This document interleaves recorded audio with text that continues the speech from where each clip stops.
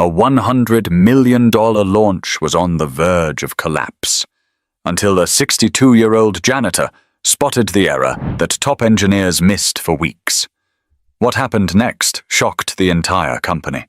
Raymond Ellis always arrived 15 minutes early, not because anyone asked him to, but because that's just the way he was wired. For 16 years, he'd pushed through the side door of Treston Dynamics' headquarters in Palo Alto, California, like clockwork. Same dusty mop, same worn boots, same security badge dangling from his belt loop. Most people barely noticed him. Some nodded politely. Others stepped around his cleaning cart without a word. That was fine with Raymond. He wasn't there to be noticed. Treston Dynamics was a monster of a company. Glass walls, electric car chargers out front, indoor gardens no one watered. From the outside, it looked like the future.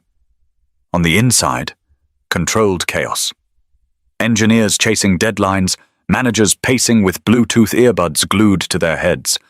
Nobody had time for anyone who wasn't in their Slack channel or on their whiteboards, especially not the guy waxing floors. But Raymond saw everything.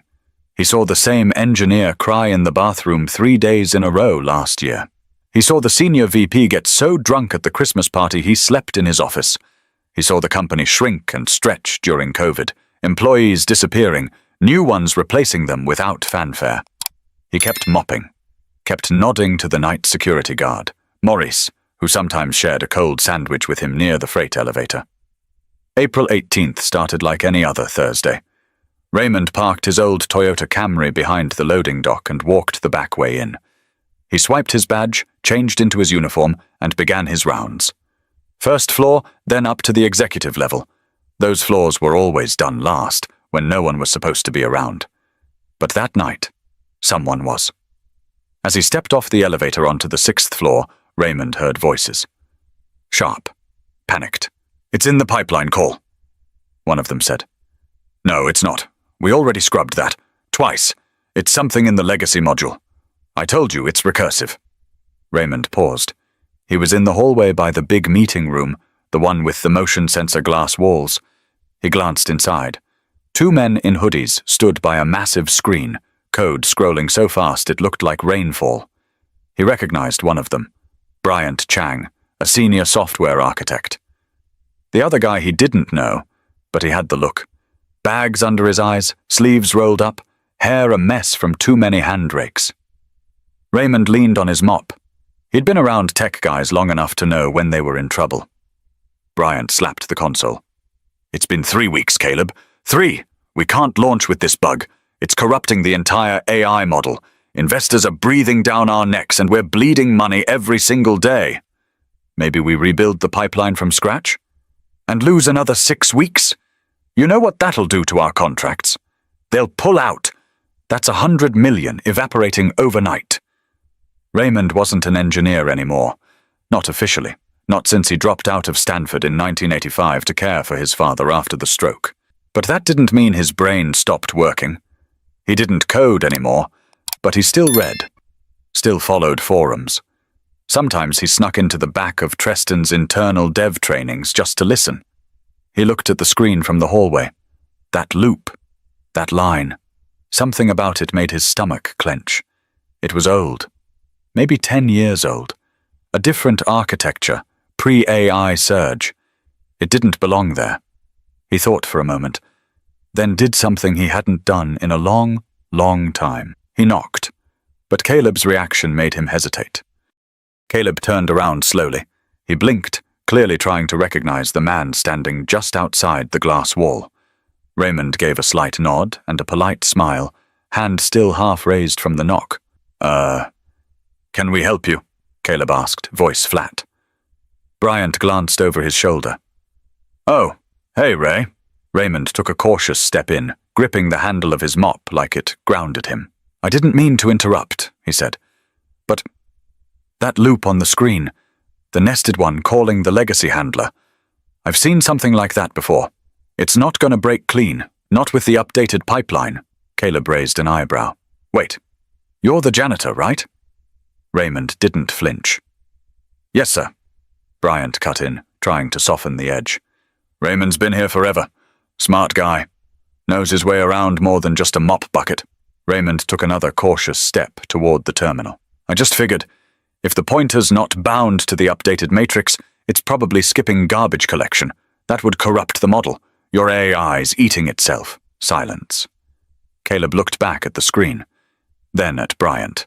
You ever mention this to it? He asked. Raymond shrugged. Wasn't really my place. There was something in Caleb's stare. Part annoyance, part suspicion. He didn't move, just stood there, letting the silence stretch thin. Then Bryant sighed. Can you show us what you mean? Raymond nodded and walked to the console. His fingers hovered over the keyboard, but he didn't touch anything. Instead, he pointed. Right there. That call to legacy init thread. That script was written before your new framework was even built. Yeah?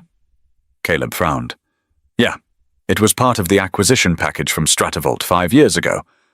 Well, it's running in its own context. The garbage handler's never clearing the orphaned objects. That loop's recursive. It's doubling calls every cycle and jamming up the thread pool. Bryant's eyes widened. That would explain the memory overflow. Raymond nodded. That's why the AI stalls after the 7th pass. It's not an algorithm issue. It's a memory corruption thing. Caleb still wasn't convinced. You're saying we've spent 3 weeks looking for a bug, and it's a memory leak from old code? Raymond said nothing. He just gave a tiny shrug. Bryant was already typing, pulling up the exact thread Raymond pointed out. He replaced one line, redirected the handler, and flushed the cache. All right, Bryant muttered. Let's test it. They waited. 5 seconds. 10. The screen that had been throwing red errors for weeks suddenly displayed a clean run. The AI pipeline processed without a single hiccup. All modules reported stable. And just like that, their broken system came alive. What the hell? Caleb muttered. Bryant turned slowly to Raymond. How'd you even know that? I didn't, Raymond replied. Just guessed based on the structure. Guessed? Caleb snapped. You guessed on $100 million system? Raymond calmly said. Well, I've read most of your dev blogs over the years. You guys love posting screenshots. I noticed you were mixing old syntax with new. Figured something had to give. Bryant started laughing. Not mockingly, but like a man who'd just been let off death row. You fixed it, Ray. You actually fixed it. Caleb still looked stunned. How long have you worked here again? 16 years, Raymond said. Started right after my mom passed. Needed something steady. And before that, Stanford, computer systems. Dropped out in my 3rd year. Life got in the way. Neither of the men spoke. Raymond picked up his mop again. You're welcome to check the logs to confirm, but I'd make sure that old Stratovolt junk is cleaned out of the next build. He turned toward the door, but Bryant called after him. Ray, wait. We need to tell Madison. No need, Raymond said without turning. I'm sure you'll get it sorted, but word always travels faster than you expect when something breaks or gets fixed. By Friday morning, Raymond's name was making the rounds like wildfire. Not officially, of course. No emails, no announcements, just whispers in kitchens and break rooms, hallway glances, late-night Slack messages between managers. Did you hear about the janitor? The AI guy? You mean Bryant? No, the janitor. The janitor fixed the bug. Most people didn't believe it. Some thought it was a joke. Others assumed it was a metaphor, like the janitor meant someone who'd cleaned up the code mess. No way it was the actual janitor, the same guy in grey coveralls with salt and pepper hair who sometimes vacuumed around their desks without a word. But by 10:30 a.m., enough people had pieced it together. Bryant didn't deny it. Neither did Caleb, though he was less enthusiastic when questioned. And when a few junior engineers saw Raymond pushing his mop down the east hallway, they stopped mid-conversation just to stare. Raymond didn't make eye contact, didn't change his pace. He just did what he always did. Worked. He wasn't interested in being the center of anything. Truth be told, he felt a little embarrassed. He'd only spoken up because the problem was obvious, at least to him. And if something obvious is hurting people, you fix it. That's what his father used to say. If you see a leak, you patch it.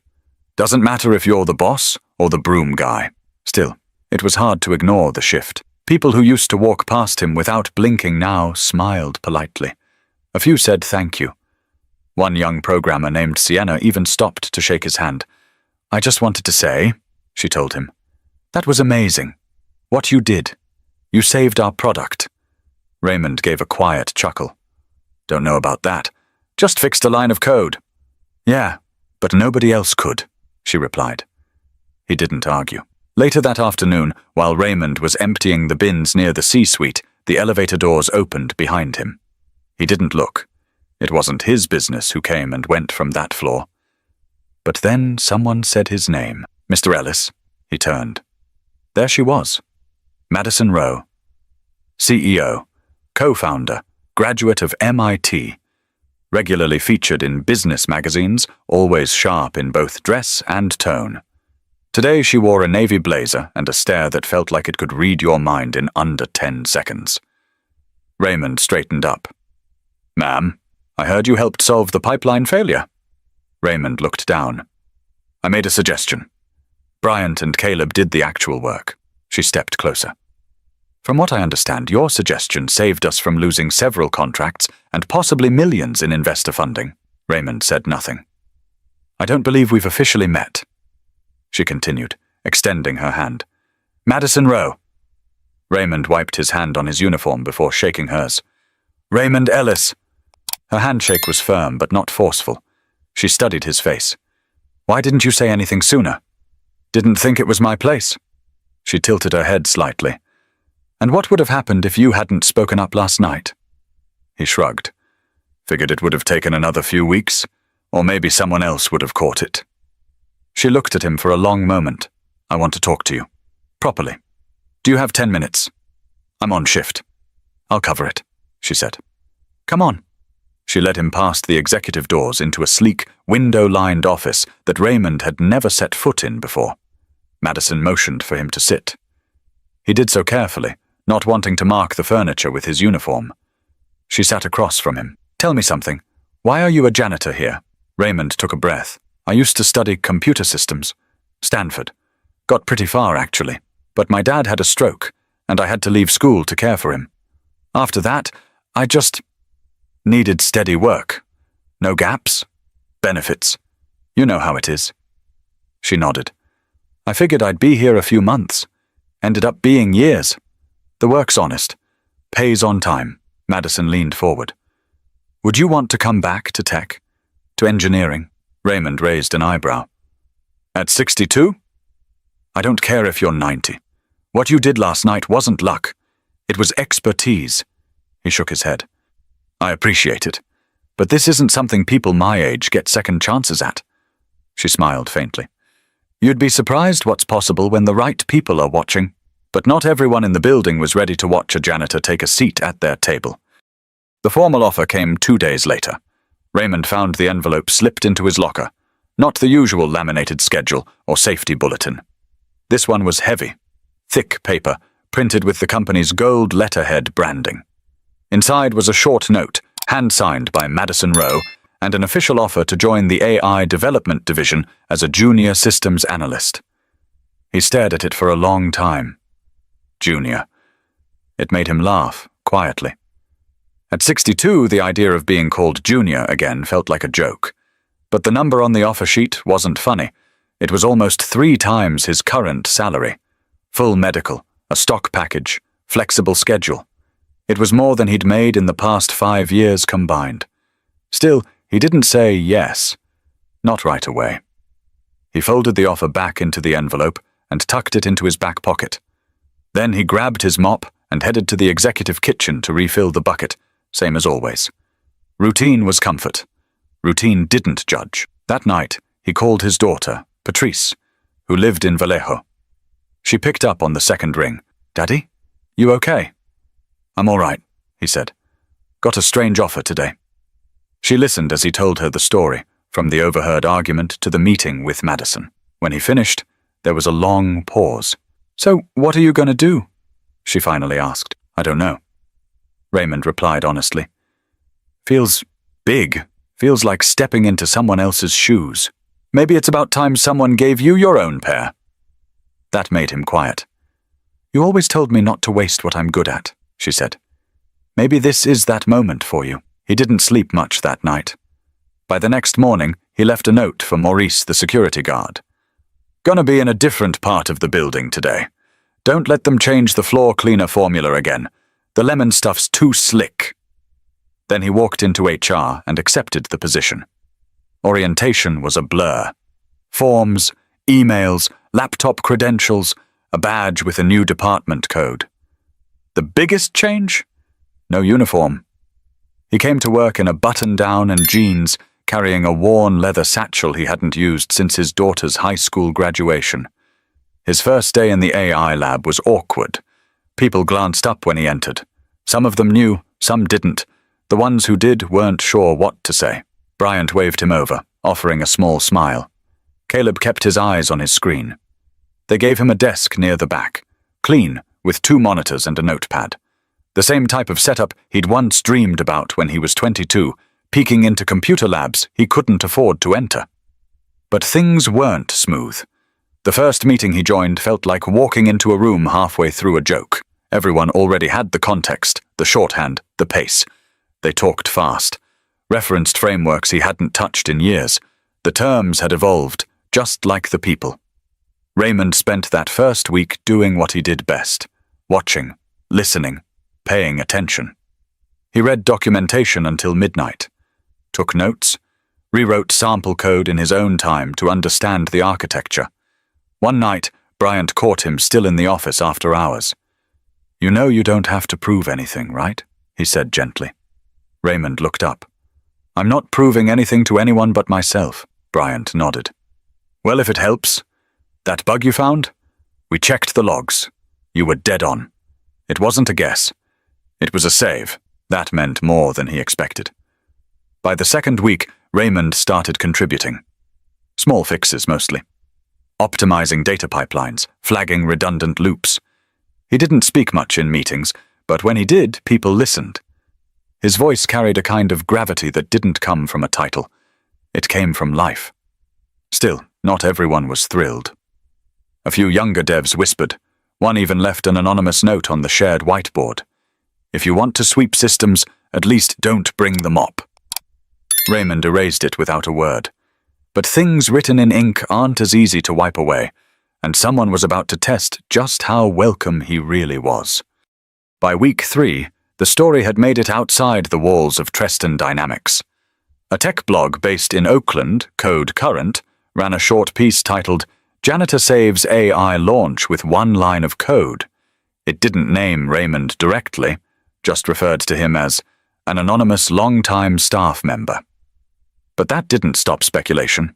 Threads popped up on Reddit, Twitter, even LinkedIn. Some called it a fluke. Others said it had to be fake. A few praised the mystery man as a genius hiding in plain sight. Inside Treston, things got more complicated. Bryant tried to keep the mood light. He'd check in with Raymond every morning, sometimes bringing coffee, sometimes a tech magazine they could talk about during lunch. But Caleb grew quieter, colder. He didn't invite Raymond to huddles. If a problem came up, he'd skip over him during brainstorms. Once Raymond offered a suggestion on a modeling issue. Caleb cut him off mid-sentence. "We're not teaching Intro to C here," he said flatly. "Let's stay focused." The room went still. Raymond said nothing. He just scribbled a note in his notebook and kept listening. Later that day, Sienna from QA caught up with him by the vending machine. "Don't let him get to you," she said. "Some people don't know how to process humility." Raymond smiled. "I've been mopping around men like him for years. Their tone hasn't changed, only their job titles." The real trouble came at the end of that week. Raymond submitted a patch suggestion for one of the AI's data normalization modules. A simple change, better error catching, cleaner syntax. He'd tested it in Sandbox. Everything checked out. But the pull request got rejected. No feedback. Just a red stamp and a short comment from Caleb. Not standard protocol. That same night, Raymond received an email from someone in HR. It asked if he'd be available for a quick culture fit check-in next Monday. He wasn't surprised. That Friday afternoon, he rode the elevator up to the 6th floor. Not to his old cleaning route, but to sit in the company library. a place with floor-to-ceiling glass and books no one really read. He picked a seat in the back corner, opened his laptop, and started writing. He wasn't angry, he was just tired. He thought about all the years he spent sweeping the same floors Caleb now strutted down. How many brilliant people had passed through those halls without ever being seen for who they really were? How many voices had been too quiet, or too old, or too brown, or too soft to be heard in rooms filled with certainty? He was still typing when someone cleared their throat nearby. It was Madison. She wore jeans and a grey sweater that day. No blazer, no entourage. "Mind if I sit?"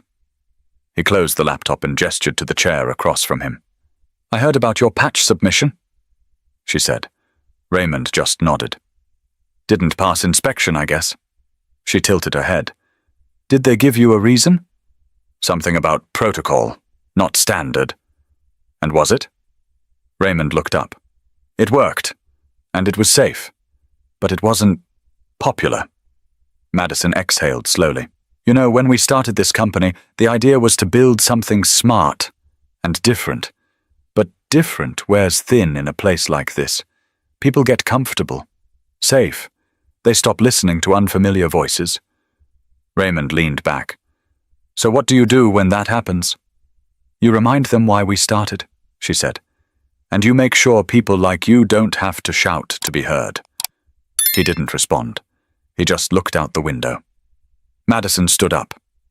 "Come to the town hall next week. I think it's time more people heard your name. But attention is a tricky thing. Sometimes it opens doors, and sometimes it stirs the dust beneath them." The following Thursday, the town hall at Treston Dynamics drew a bigger crowd than usual. It wasn't just the free catered lunch, though the spread from the Thai place downtown didn't hurt. It was the rumors. Everyone had heard something by then. Some thought it was a PR stunt. Others believed it was a way for Madison to do damage control after the anonymous blog story made its way onto Wired and Fast Company. But no one really knew what to expect. The auditorium-style room filled slowly. Programmers with laptops still open, designers checking messages on Slack, mid-level managers with folders they wouldn't touch once. The air buzzed with tension and curiosity. Raymond sat in the back corner. He wore a clean button-up shirt and his favorite old watch, the one Patrice had given him for Father's Day 5 years back. He didn't bring his laptop, just a small notepad. He had no idea what Madison was going to say. No one told him a thing. Madison walked onto the stage like she always did, calm, confident, no script in hand. She didn't start with metrics or strategy or quarterly outlooks. She didn't mention profit margins or market share. She just said, "I want to tell you a story." The room went quiet. "Last month, our AI launch hit a snag. A serious one. Millions were on the line. So were weeks of work from some of the smartest people I've ever known. We were looking everywhere for answers. And then, something happened." She looked toward the back, right at Raymond. Someone who wasn't in the room, who wasn't on the Slack threads, who didn't even have a login to the dev server, saw something the rest of us didn't, and he spoke up. Murmurs rippled across the room. "Raymond Ellis has worked here for 16 years. Most of you know him, but don't know his name. He's cleaned our offices, emptied our trash, polished our floors. He's seen every version of us, at our best and at our worst." She paused. "And last month, he saved this company." The room was still. No clapping. Not yet. Just wide eyes and shifting seats. "I don't want this to be about charity," Madison continued. "This isn't a feel-good moment. This is a wake-up call. Talent isn't defined by title. Insight doesn't wear a badge that says senior or junior, and if we can't recognize brilliance when it shows up in unexpected places, then we don't deserve to build anything meaningful." Then she did something no one expected. She stepped down from the stage and walked all the way to the back. Raymond stood, unsure of what to do with his hands. Madison extended her arm, shook his hand firmly, and then turned to the audience. "Effective immediately, Raymond Ellis is now a systems analyst in our AI division, and this is just the beginning." Applause erupted, scattered at first, then full. Some stood, some didn't, but everyone clapped. Raymond, still holding Madison's hand, gave a slight nod. Later that day, HR was flooded with requests. A dozen employees asked if there were internal mentorships available. Some engineers wanted to know if they could audit team meetings across departments. A handful even emailed Raymond directly, thanking him for what he'd done, not just for the fix, but for what it meant. Still, not everyone was thrilled. That evening, as Raymond was walking toward the parking lot, a tall man in a company-branded hoodie caught up with him. "You know," he said, not looking at Raymond, "some of us actually studied for this." Raymond turned to him. "So did I." The man scoffed and walked away. He didn't say anything else, but Raymond stood there a minute longer, watching taillights blur in the lot before getting into his Camry. He'd had his moment. But now the real work was going to start. But before the work could settle in, Madison had one more surprise, and it had Raymond's name printed across the top. The envelope arrived the next morning, hand-delivered by an assistant from the executive floor. Neat black print. No logo this time, just Raymond's name across the front. He opened it slowly at his desk. Inside was a letter. Short. Direct. "We're launching a scholarship in your name. For students like you. Talented, overlooked, and underestimated. Full tuition, housing, and mentorship for underrepresented voices in computer science." At the bottom, the Raymond Ellis Scholarship Fund. First cohort begins this fall. His fingers froze. It had been years since something moved him like that. Not because of the money or the recognition, but because someone had actually listened. Really listened. Not to the bug fix, not to the headline, but to the life he'd lived. He sat back in his chair and stared out to the window. Outside, interns in hoodies sipped iced coffee and paced through conversations about venture capital and machine learning. Not long ago, he would have been on the other side of that glass, wiping fingerprints off those same windows, thinking about how far away it all felt. Now, he was part of it, not an ornament, not a novelty. Part of it. That afternoon, Madison invited him to speak at a panel hosted by a local STEM outreach organization. He hesitated, said public speaking wasn't his thing. She said that made him the perfect person to do it. 2 weeks later, he stood in front of 40 high school students at a community center in Oakland. Most of them looked like he had at 17. Smart, skeptical, and tired of being underestimated. He didn't talk about saving a tech company or solving some million-dollar problem. He talked about dropping out of Stanford, about taking care of his father, about nights working 2 jobs while reading programming books during lunch breaks, about how he spent years thinking maybe that door had closed for good. But sometimes, he said, you're not locked out. You're just waiting for someone to stop pretending the door isn't there. A girl in the second row raised her hand. Do you think it's too late?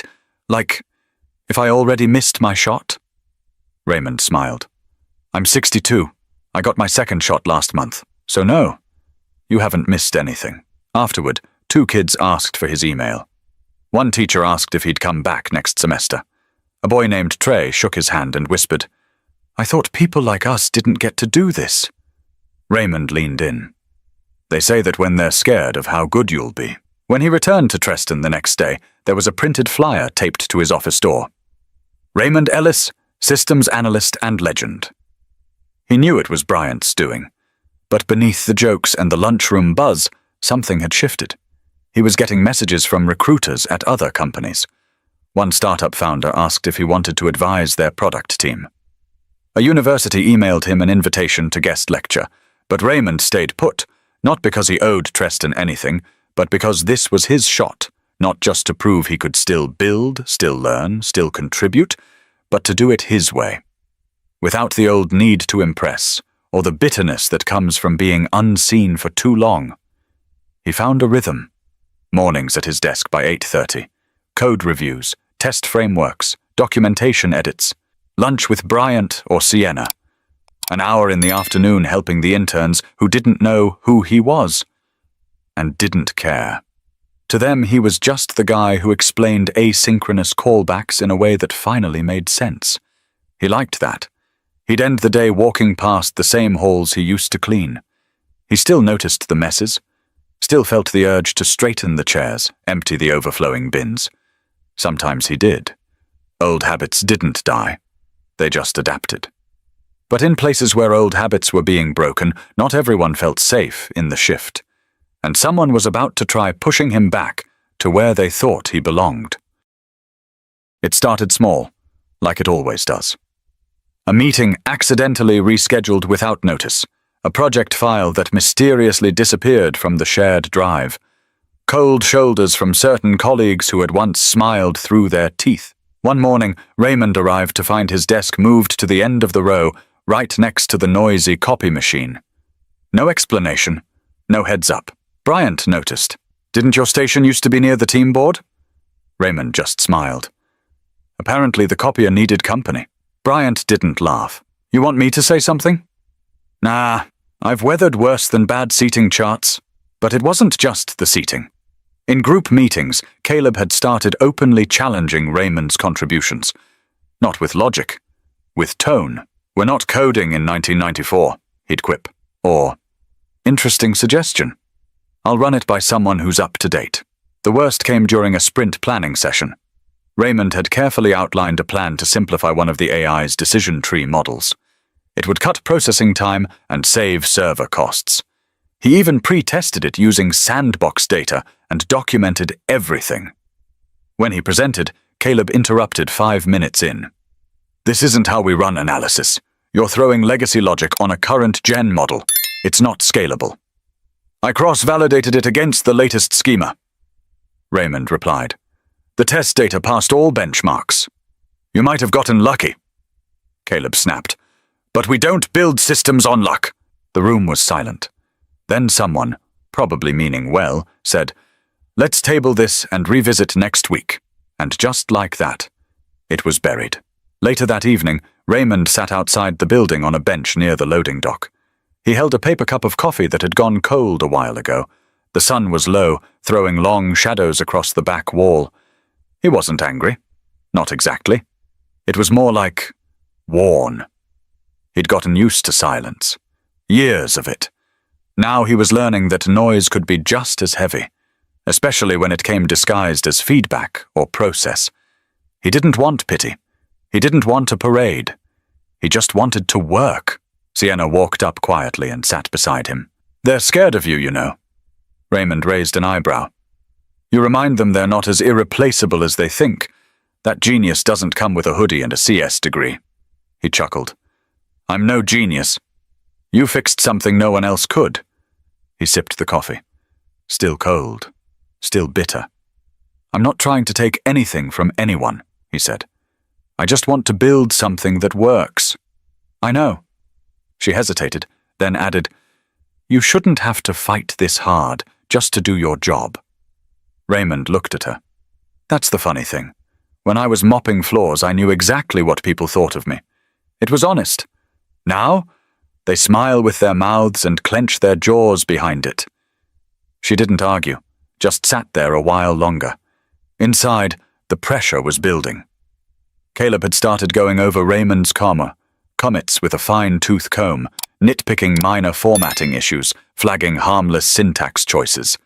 He never accused him outright of being wrong, just made it clear he didn't want him there.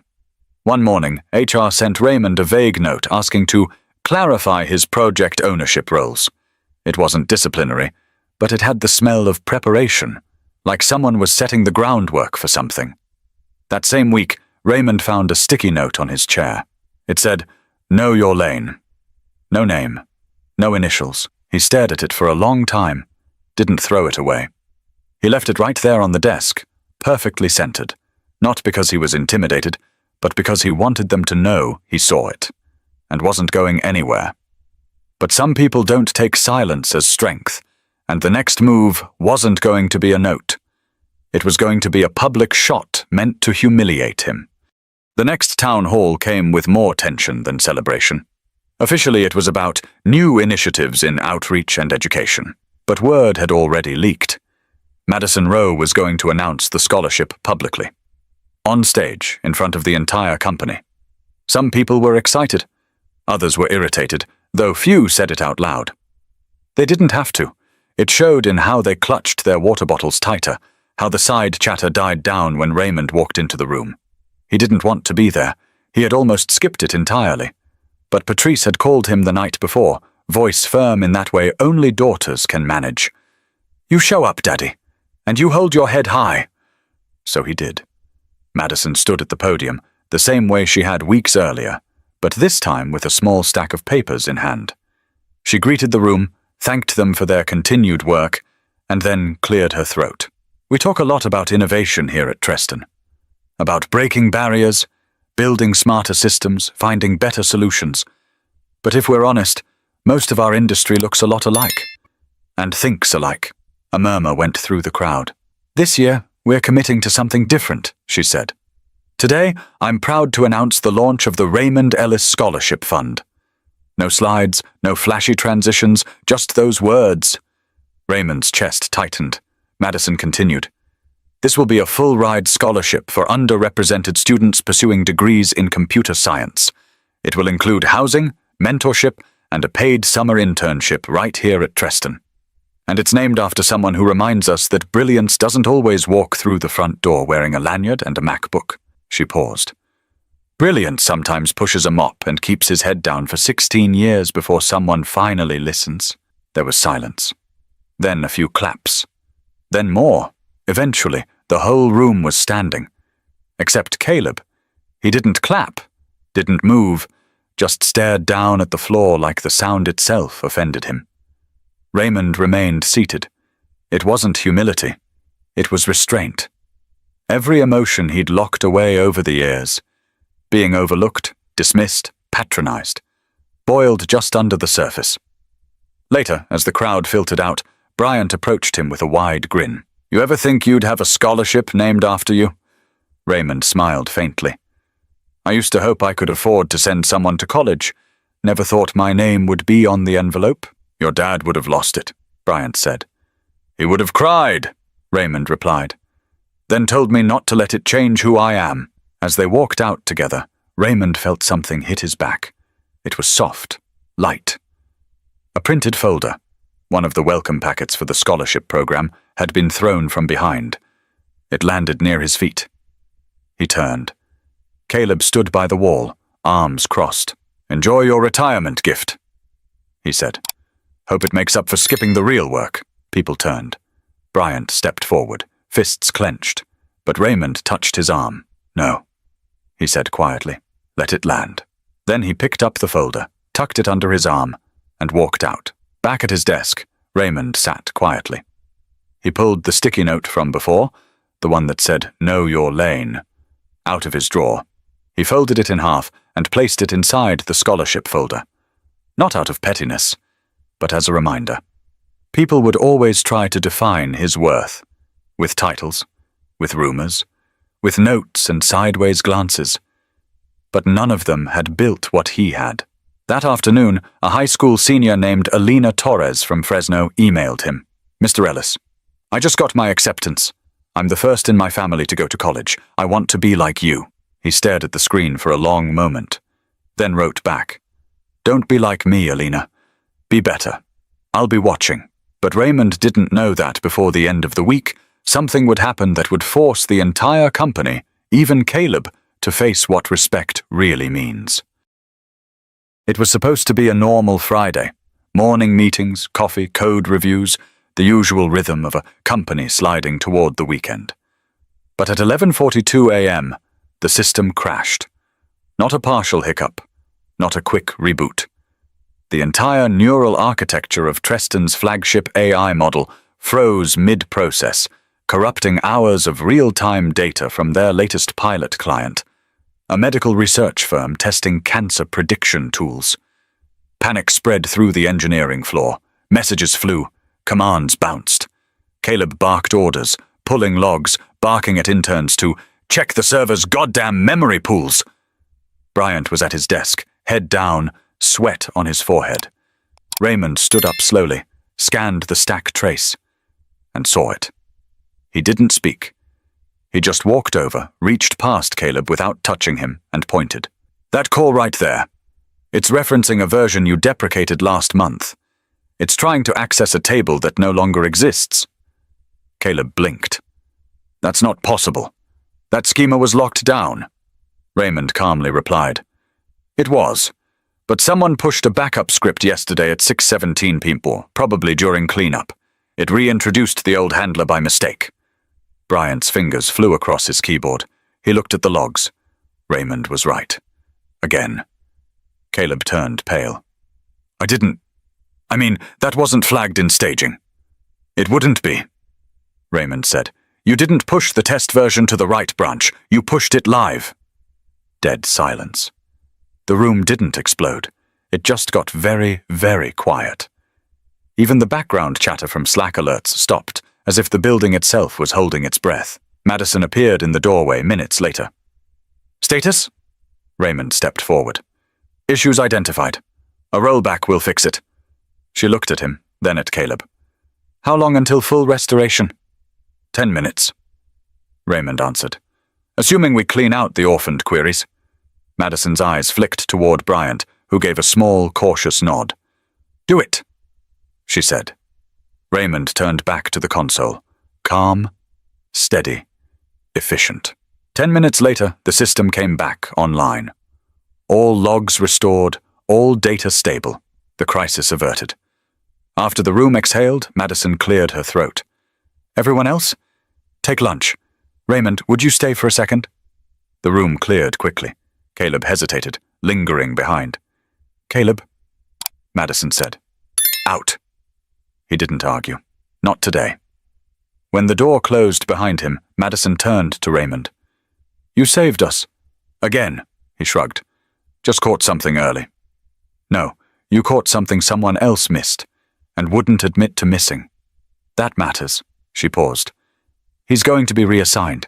This wasn't his first oversight, but it will be his last on this team. Raymond didn't smile, didn't gloat. He just stood still. I don't want your respect, he finally said. I want fairness.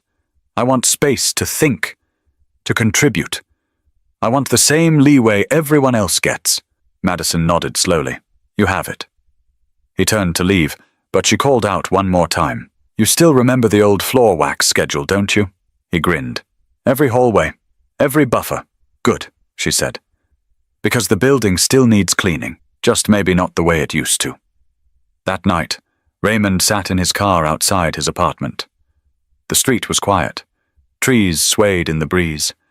A neighbor walked her dog under the orange glow of the streetlight. He thought about the day, about Caleb's face when he realized his mistake, about the moment when silence had shifted into respect, not because someone handed it over, but because he'd earned it again. Twice, he reached into the glove compartment and pulled out the folded sticky note. Know your lane, he smiled, then tore it in half, then in quarters, then let the pieces scatter on the passenger seat like something finally put to rest. Because the truth was, he had never forgotten his lane. He'd just built an entirely new road and invited others to walk it. People will underestimate you for a million reasons. Your age, your job, your silence. But what they can't erase is what you do when no one expects you to speak. If this story hit home for you, subscribe for more real stories about everyday people doing extraordinary things, and share this with someone who needs to remember that brilliance doesn't always wear a badge.